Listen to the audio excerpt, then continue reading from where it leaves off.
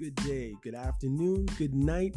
How you doing? This is MCM and you're listening to You're Probably Right. Today we are going to have a serious conversation. Well, maybe not a serious conversation, but there's going to be a serious talk happening here. Now, of course, I'm only doing the talking, but just stay tuned.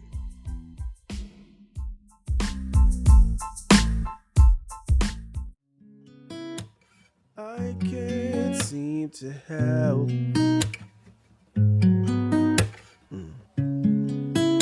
It's like you cast a spell. I'll keep loving you. You don't love me too.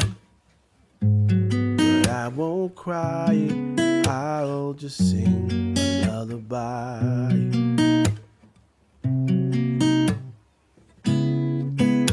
You moved on already. I know I gotta stay strong. You said that you'd love me forever, but I guess that's gone. And I can't seem to hide all this pain that I feel inside. But that's okay, I'll just sing a lullaby. Listen, I can't seem to help. No. Oh, it's like you cast a spell. Can't believe we're through.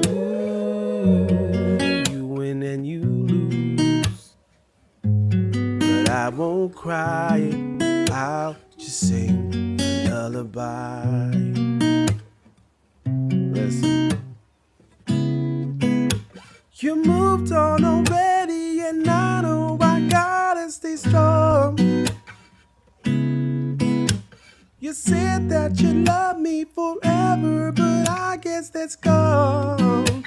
And I can't seem to hide all this pain that I feel inside. But that's okay, I'll sing a lullaby. Hey, what's up, y'all? Welcome to episode 186 of You're Probably Right podcast. In our last episode, we talked about the controversial narratives surrounding Christian living, or Christians living their marriages over unmet expectations. Today, in part B, we're going a little bit deeper with the questions. I didn't get to do them last time, so I figured I would just, get into them this time. Questions that strike, at the heart, hopefully, of the whole situation, have you really wondering whether or not you're in the right, going in the right direction, or, you've put all your cards on the table, I guess. Who knows? Whether you're facing challenges or looking, for hope in your situation, your covenant. Let's get in this. So remember, this podcast is for entertainment purposes only. I don't profess to be a professor of anything, and I'm welcoming all of my listeners, all my new ones, all of my regulars, and especially you. All right, so we're going to get right into the questions. This episode's probably going to be quite short, I would assume, depending on what kind of random rambles I got today. But let's see. First question. When does for better or for worse truly begin to feel unbearable? And what should you do in those moments?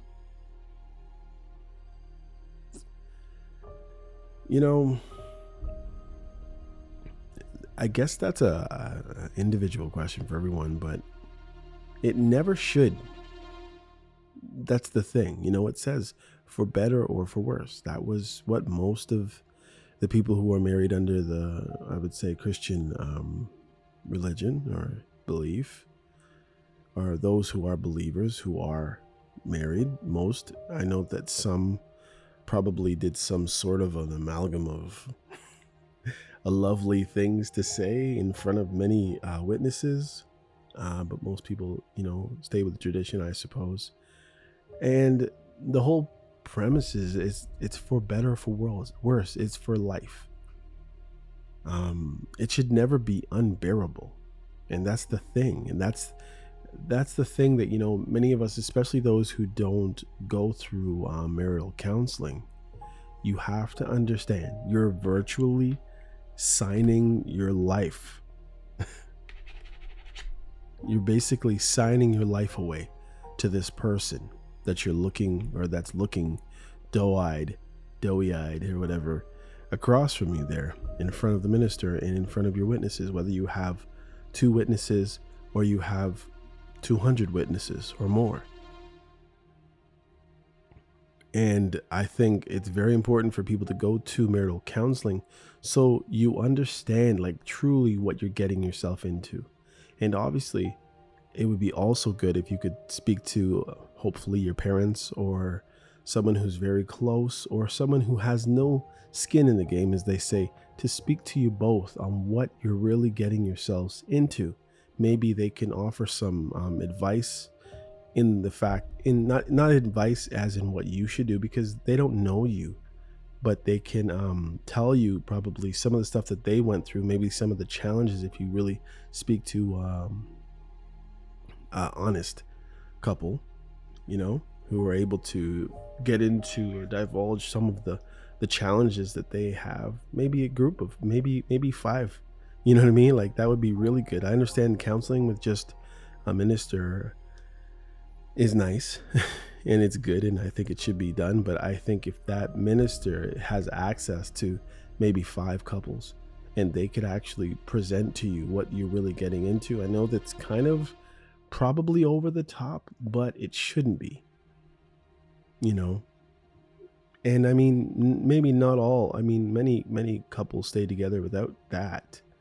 But just because this world has become so sinful, so lawless, so hell-bent on divorce and breakups, and this thing of, if you're not happy, leave, so that would be my 2 cents with that question there. Okay, number 2. How do you address the fear of wasting years in a marriage that doesn't fulfill your expectations? You have to really realize that this is an investment into your future, and that's where you're going to be until life ends here, till death do us part. And I know that people worry. I could honestly say that happened to me, and that was my downfall. Is you have to understand, as the old saying in some communities, the troubles don't last always. In other words, there will be a light at the end of the tunnel at some point. Chances are it'll be before you're dead. You know what I mean? But if it isn't, you're in it for the long haul, and you might make mistakes, or you will make mistakes actually, but you're not making a mistake in making your commitment to someone who also loves God and loves the other person. So people go through things in their life that changes them a little bit, in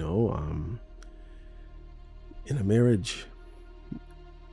Let's just say your wife has a miscarriage, and for whatever reason she has a very, very, very hard time getting over it, and it takes her 2-3 years, and she never really gets over it. Maybe you don't even get over it as a guy. It changes your outlook. Maybe you get married and all your parents are alive, and then 3 years in, maybe one of your both of your parents on one side of the family are gone, and that spouse is just having a difficult time. Maybe some old traumas are brought up somehow, and that changes the person. The point is, this individual that you have decided to marry is your forever person until death do you part. And if people who are getting married, people who are married, can get someone that they can trust to hammer this point home to them, I think that their outlook on the whole, as they say, institution, but covenant of marriage, I know that people say institution and it makes it sound so horrible, backward even, but it is a covenant.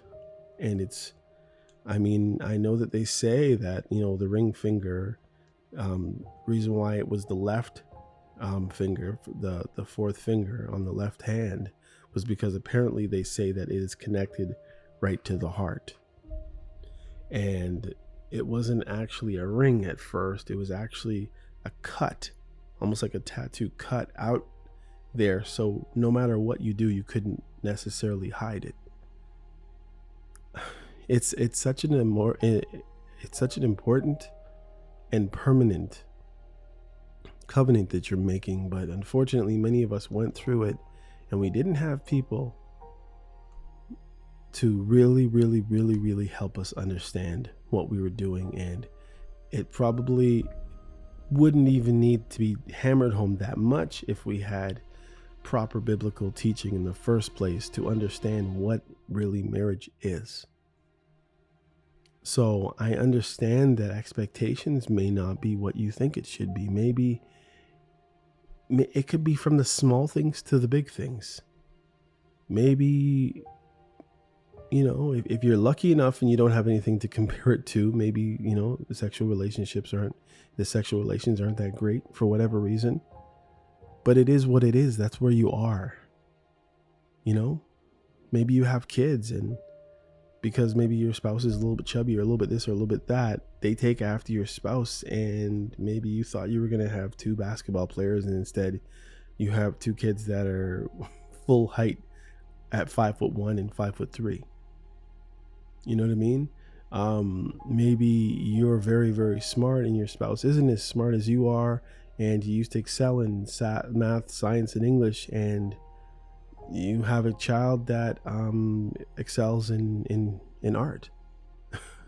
Maybe you have a child that, was born with autism. The point is, you can't let your life be dictated by your pie in the sky expectations or hopes or dreams. You have to take it for what it is, what you hope it will be, but also what it could be and what it might be. And that's a real look at it.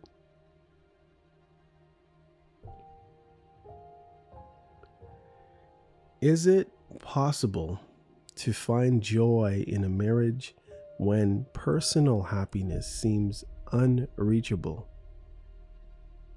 I believe it is possible to find joy. You find joy that God has given you a partner. You find joy that you have a partner and you're not alone, and that's not what you wanted. You did not want to be alone.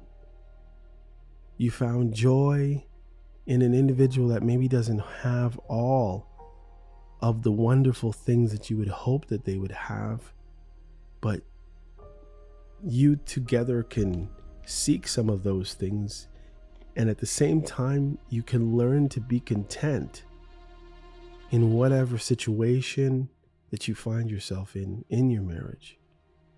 And therefore the personal happiness comes to being that wife or being that husband that you need to be, being that husband, being that wife that God would like you to be, being joyful and happy and at peace that you are in the will of God and you're not going against His word and being disobedient.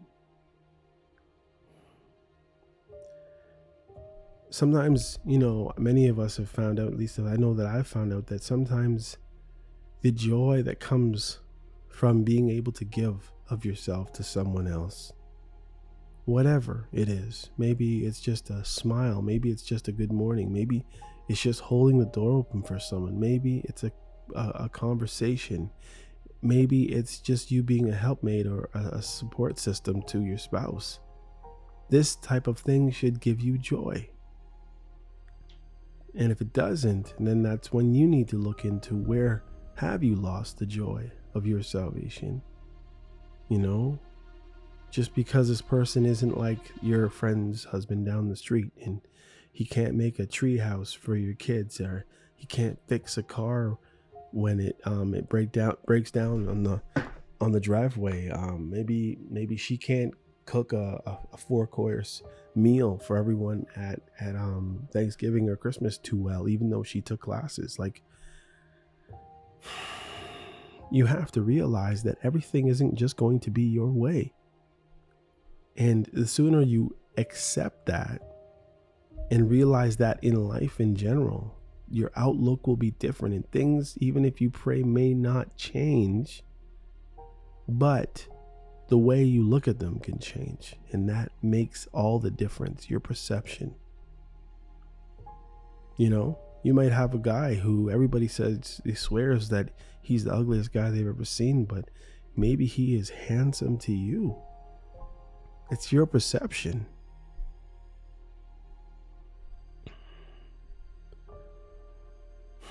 Let's talk about personal accountability a little bit. What role do your own flaws and sins play in the struggles of marriage? Well, we all have to realize that we do have flaws. We do have sins that we struggle with. And when we have those flaws, which we all do, and those sins, the chances are they're going to affect the person who is in the marriage with us.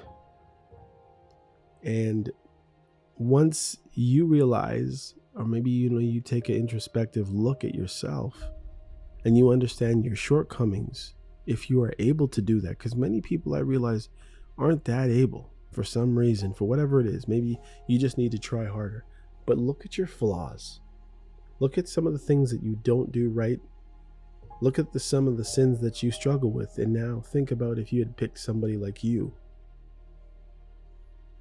And I know that it's not always easy to, be beside yourself and look at yourself from the outside, but the reality is you're going to be struggling with stuff, and chances are there's many things in us that will cause our partner, our husband or wife, partner in life, to struggle with as well.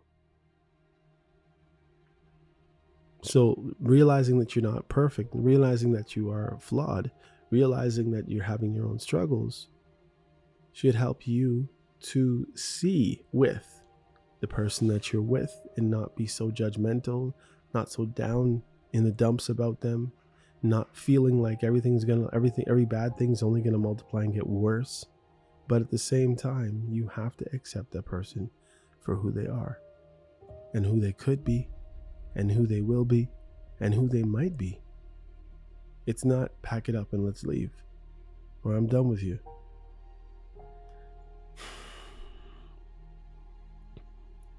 Have you ever considered the possibility that your spouse isn't the issue, but rather you, your expectation?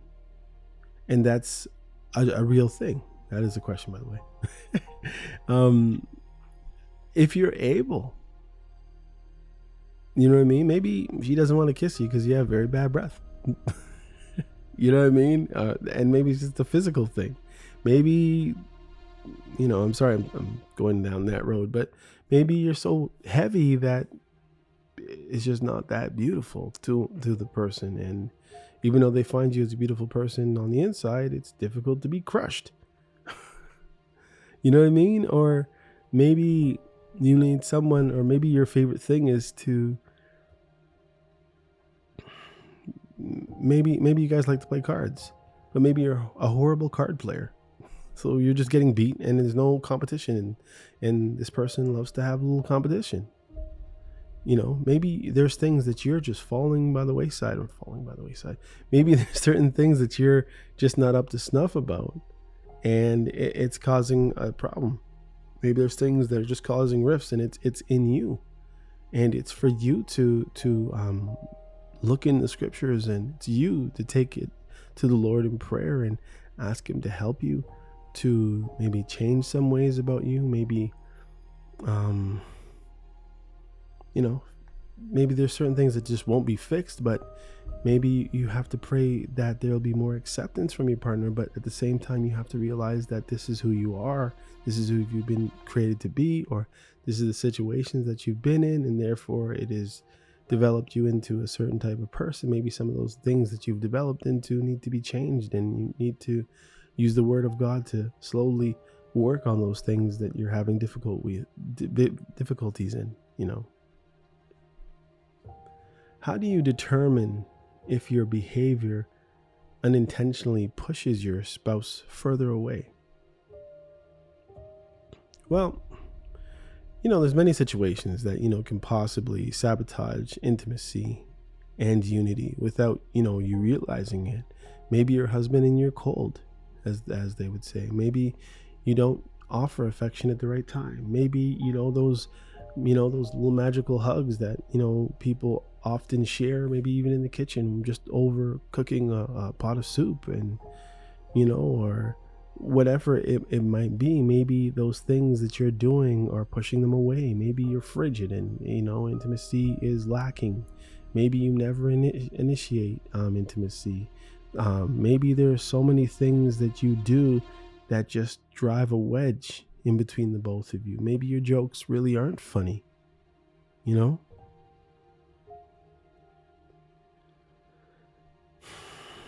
And the whole thing is, you have to accept the information when you were told that maybe you do this or maybe you do that. Maybe you can accept it, try to work on it, and both of you work on whatever it is that your issues are. And I know a lot of the time the complaints will come from one side, so that one person might feel that, I'm perfect, you never complain about anything I do, but I have at least 7 complaints about you.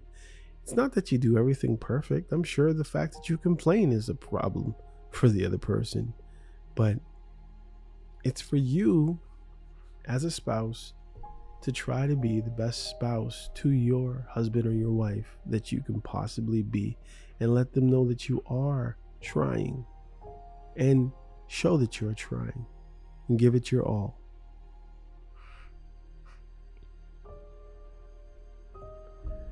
How can you obey God's will while addressing your emotional and mental well-being? Well, how to is to do. So if you need to be a submissive wife, if you need to be a hardworking and protective husband, then that's just what you do. You try to work as hard as you can. You try to be submissive and listen to your husband. If you guys both have sense in how to cut the lawn, and for whatever reason your husband wants you to do it a certain way, or he wants to do it a certain way, at the end of the day, a wife needs to let her husband, like I said, let her husband, not, he doesn't need to force it down her throat, but she needs to let her husband make the decision.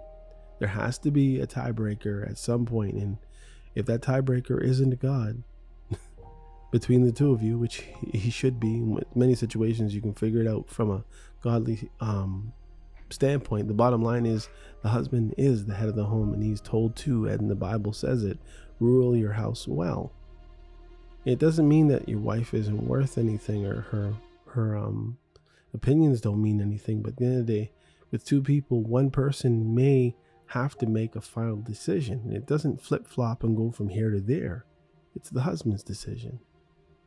And that's if you are in a Christian marriage. If you're not in a Christian marriage, then maybe it's whoever's, I suppose. Or you decide to marry a person who isn't a Christian, then, maybe things are a little bit mixed up. But at the end of the day, in a Christian marriage, the husband is the head of the home. He makes the final decision. And many times A good husband will defer to his wife because he'll realize that she knows more about a topic. But even if he doesn't, and he said that it needs to be orange and not blue, guess what? It needs to be orange. That's the reality. And in most or many cultures, women are happy to have a husband lead, not only to pick where they're going, to eat, or what amusement park or vacation they're going to have, or what to buy you for your birthday, but also the other things, right?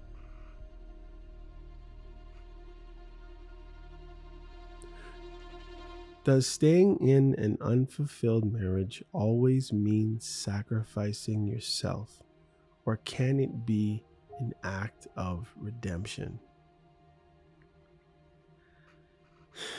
Well, I think that a marriage should always be one giving for both. Giving more than even you would like to, or more than is comfortable, should be the norm. It may not have to happen, because I'm sure in many cases, some of those things that maybe you were at odds with in the beginning of your marriage, you might settle into and understand, this is who I am, this is who I'm married, this is what they like, and I'm going to be the best at whatever it is that they like for their marriage, or what they would like from their marriage, or from their spouse. You're going to do the best because you're there for them. You're there to satisfy them. So get used to it, I guess. And I know it doesn't sound that great, but the alternative is, I guess you could be alone. The reality is, it's not going to be perfect. You may love each other to the ends of the earth, but just realizing that a part of you is them now, and your job is to please your husband. Your job is to please your wife. Number 9, healing and moving forward.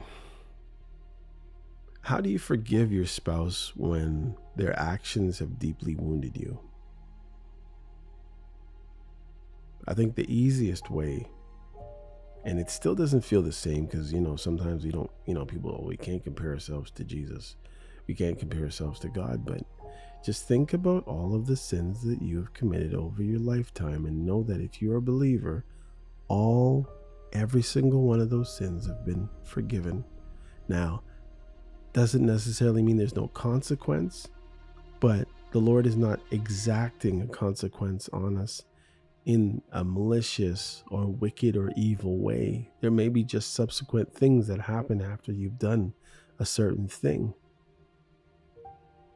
right? Maybe you cheated, maybe you hit someone in your marriage,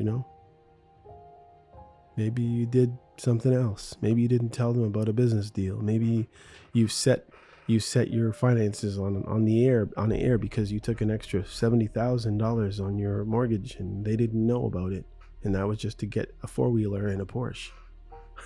And now you're stuck with them, and now you guys are living hand to mouth because of that bad decision.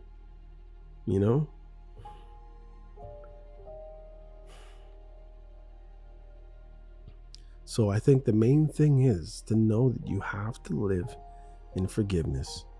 And the Lord tells us to forgive 70 times 7. That is many, many times. I think it's 70 times 7. It's like 490 times, I think, a day. And that's just a number, just to say that it's a very hard number. And that means we always do, especially when asked, but, regardless of if asked, forgive.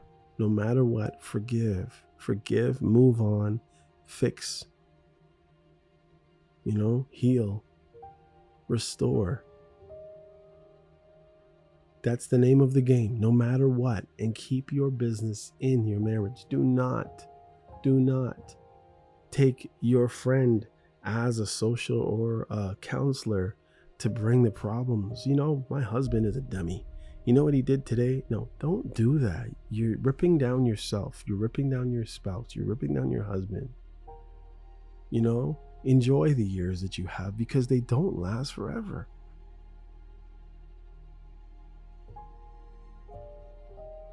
And there might be a point in time when the only person that can stand you is that person.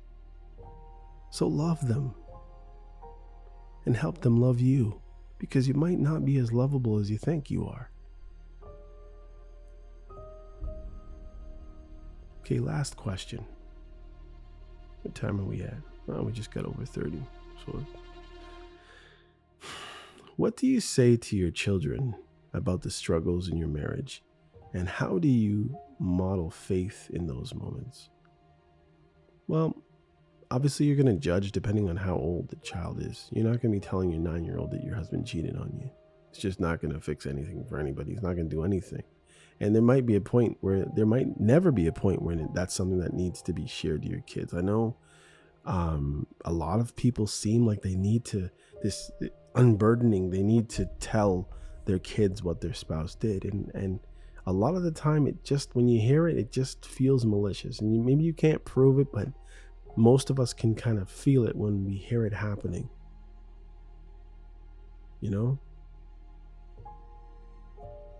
Be real with your kids as much as they need to know. Tell them what they need to know. Don't go overboard. Again, you and your spouse have become one flesh, not your kids. Your kids literally are they're both your kids. From both of you, they are literally your flesh. You made them, right? You were a vessel. God made them through you. But the point is, there's some stuff they don't need to know.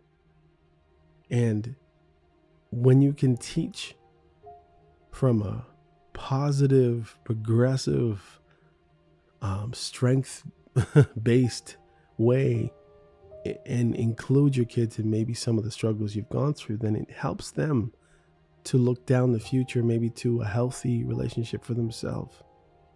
It doesn't mean you're screaming at each other, swearing, hitting each other, knocking people over. It's not that. It's let them know that you've gone through some struggles. Let them know let them know the things that you've done to work them out, to problem solve.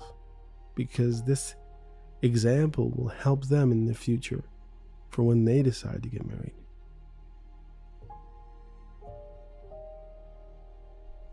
All right, that should do it for those questions. And maybe you have other ideas. You're probably right. I'm just giving you the basics. But definitely, read your scriptures together. Have a minister counsel you, or maybe a couple couples. Give you the lowdown on what to expect, maybe. But they can't really tell you everything, because you guys are two different people, and from whoever it is you're speaking to. And remember these scriptures. Matthew 5:32.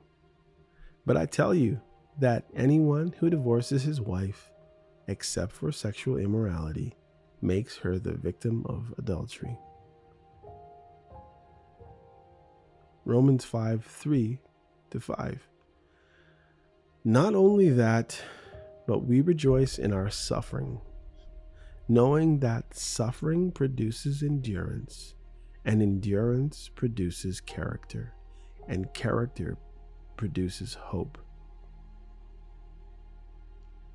Next scripture, 2 Corinthians 12:9. But he said to me, my grace is sufficient for you, for my power is made perfect in weakness. So understanding that you might not be able to do it yourself many times, but you could pray to God, and the grace that he has given you is sufficient to overcome if you hold on and if you be obedient. And your last scripture.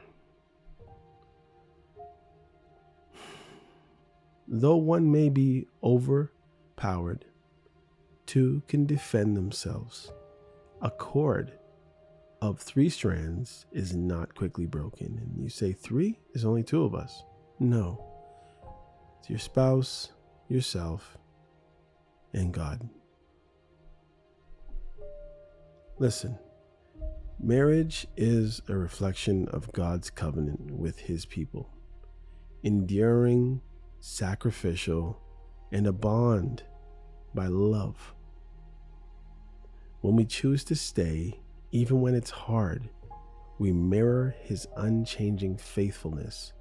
Staying isn't about winning or losing. It's about obedience, growth, glorifying God. If you're struggling, know this: God sees your pain and he will strengthen you for the journey ahead. Lean on him. Trust his design and let your story be one of hope and especially not bitterness. Until next time, stay in faith. Take care of each other. Take care of yourself. This is MCM signing off for You're Probably Right. Peace out.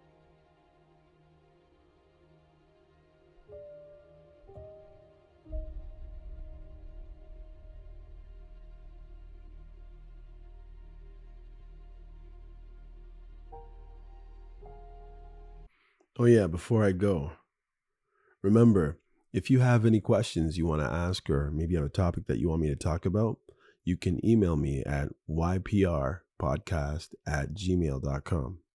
Take care. Hey, come check out You're Probably Right podcast.